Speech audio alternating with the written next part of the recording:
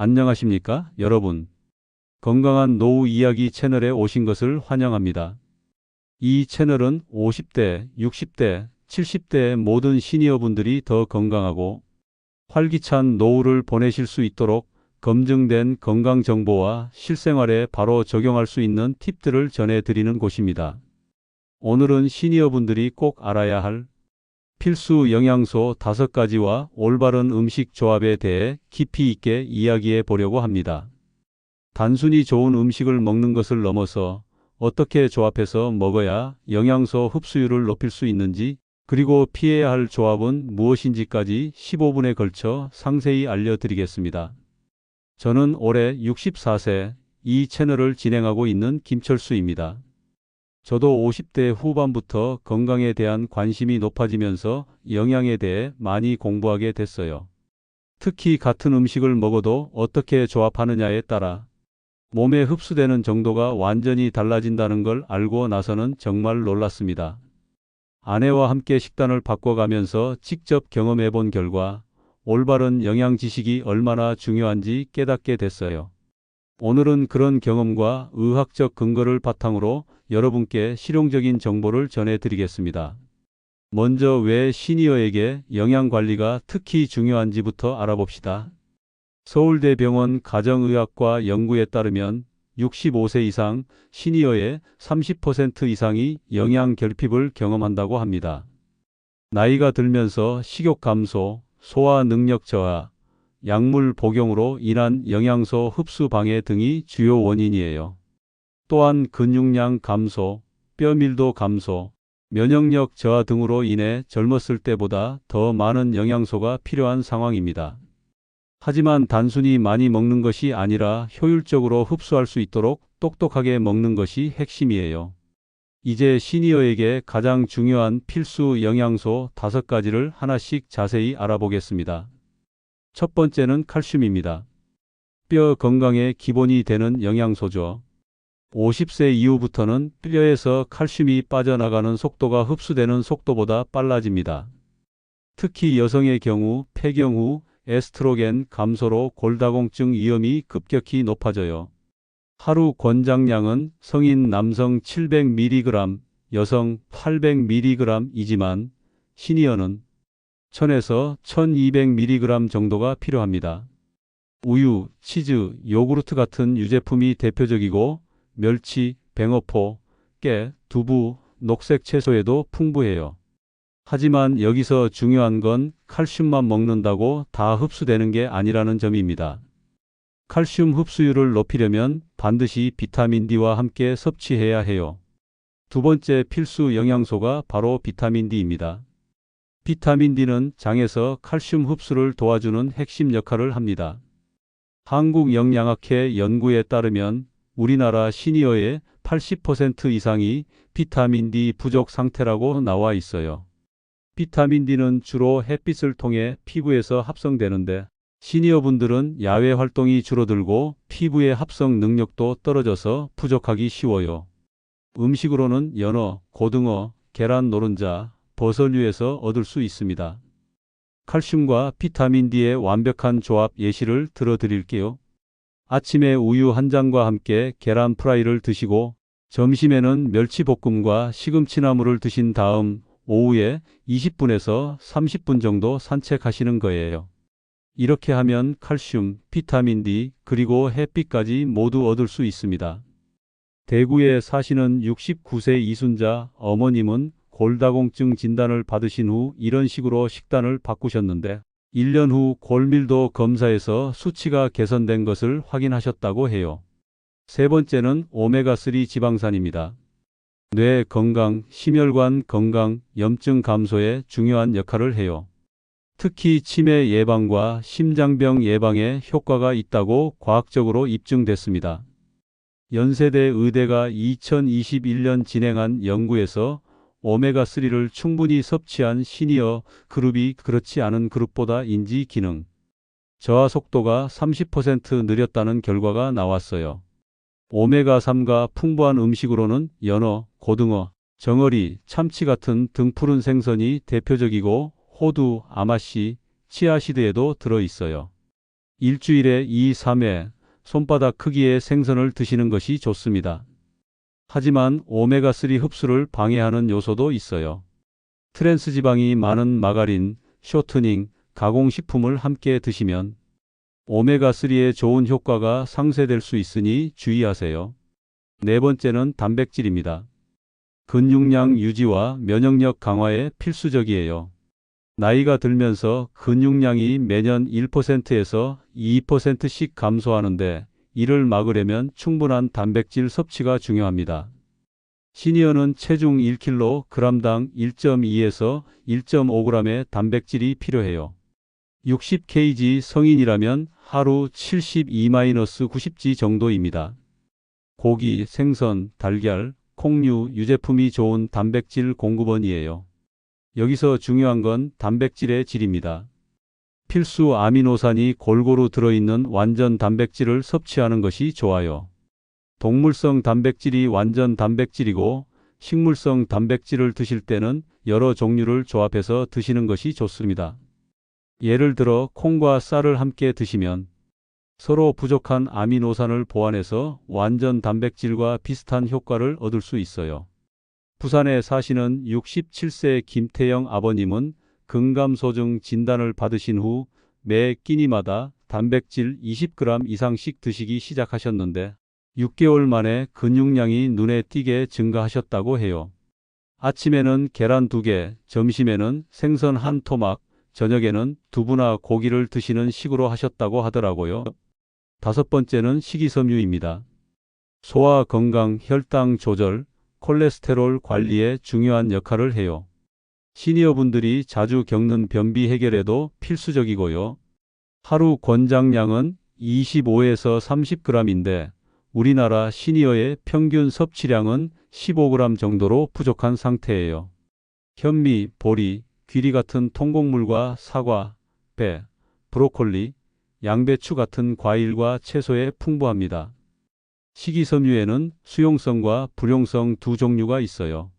수용성 식이섬유는 혈당과 콜레스테롤을 조절하고 불용성 식이섬유는 변비 해결에 도움이 됩니다. 두 종류를 골고루 섭취하는 것이 중요해요. 이제 영양소 흡수를 높이는 음식 조합의 과학을 자세히 알아보겠습니다. 첫 번째 황금 조합은 철분과 비타민C입니다. 철분은 빈혈 예방에 중요한데 식물성 철분은 흡수율이 낮아요. 하지만 비타민C와 함께 드시면 흡수율이 3배에서 4배까지 높아집니다.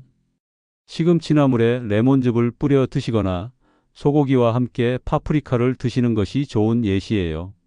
식사 후 오렌지나 키위 같은 비타민C 풍부한 과일을 드시는 것도 도움이 됩니다.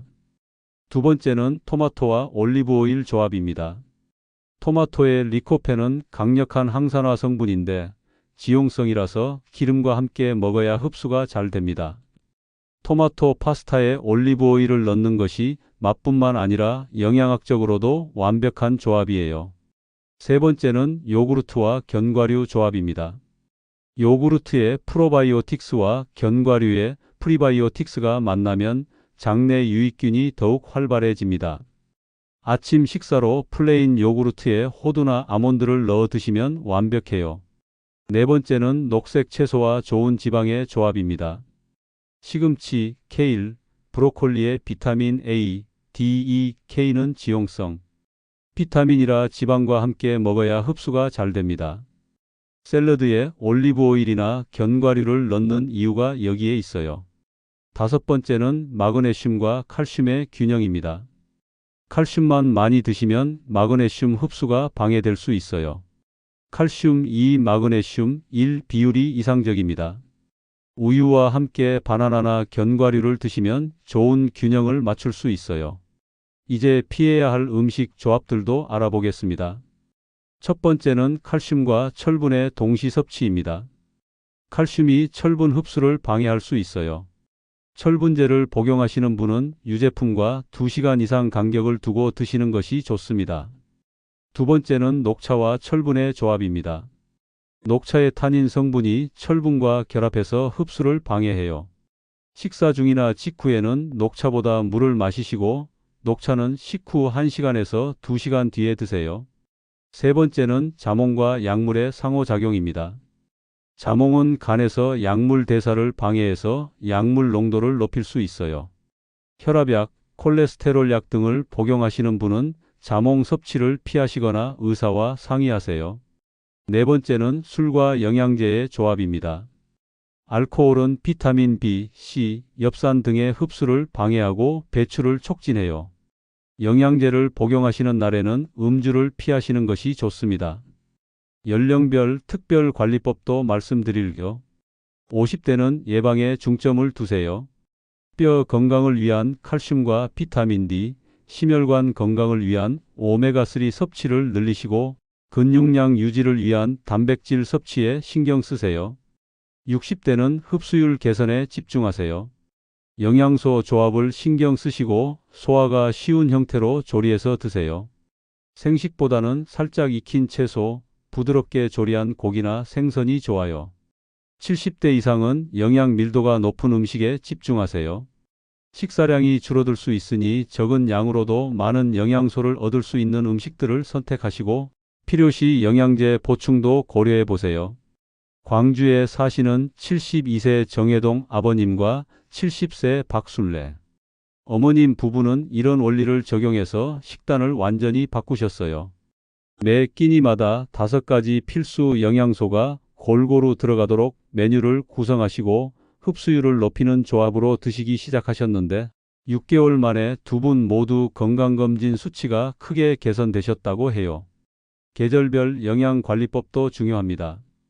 봄에는 해독과 신진대사 촉진을 위해 나물류와 새싹 채소를 많이 드시고 여름에는 수분과 전해질 보충을 위해 수박, 참외 같은 과일과 함께 소금을 적당히 섭취하세요. 가을에는 면역력 강화를 위해 버섯류, 견과류를 늘리시고 겨울에는 체온 유지와 에너지 공급을 위해 따뜻한 성질의 음식과 충분한 단백질을 드세요.